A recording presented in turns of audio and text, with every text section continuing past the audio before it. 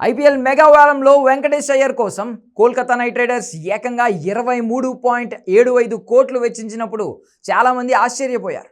Batting ఆల్రౌండర్గా ఉపయోగించుకుంటారేమోనని అనుకున్నారు. కానీ ఈ మొత్తం అతని కోసం వెచ్చించడం చాలా ఎక్కువన్న అభిప్రాయమే ఎక్కువగా వినిపించింది. ఇప్పుడు సీజన్ స్టార్ట్ అయ్యాక అది నిజమేనని తేలిపోయింది. అసలు వెంకటేష్ అయ్యర్ను ఎందుకు కొన్నారా అని కోల్కతా ఫ్యాన్సే ప్రశ్నిస్తున్నారు.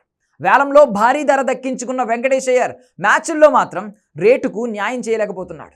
దీనివల్ల తీవ్ర విమర్శలు ఎదుర్కొంటున్నాడు. తాజాగా గుజరాత్ టైటాన్స్తో మ్యాచ్లో టెస్ట్ బ్యాటింగ్ చేయడం అందరికీ షాక్ ఇచ్చింది. 199 పరుగుల చేజ్లో వెంకటేష్ అయ్యర్ 19 బంతుల్లో 14 పరుగులు మాత్రమే చేశాడు. అతని స్ట్రైక్ రేట్ 73.68గా ఉంది.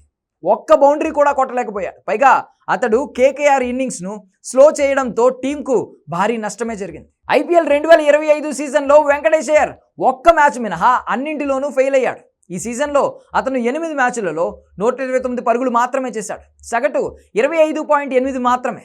భారీ రేట్ అతని ప్రదర్శనపై ఎఫెక్ట్ చూపుతున్నట్లు కనిపిస్తోంది. ఇంత ధర పెట్టి కొన్నా అతను టీంకు ఏ రకంగానూ ఉపయోగపడడం లేదు.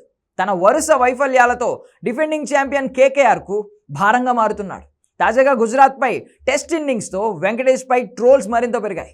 వెంకటేష్ అయ్యర్ కంటే చాలా తక్కువ ధరకు అమ్ముడుపోయిన చాలామంది బ్యాటర్లు ప్రస్తుత ఐపీఎల్లో ఇరగదీస్తున్నారు. వెంకటేష్ అయ్యర్ మాత్రం అంత ధరకు అమ్ముడుపోయినప్పటికీ అంచనాలకు తగ్గట్టు ఆడడం లేదని విమర్శలు వస్తున్నాయి. అసలు అతడిని అంత ధరకు ఎందుకు కొన్నారన్న సందేహాలను ఫ్యాన్స్ వ్యక్తం చేస్తున్నారు.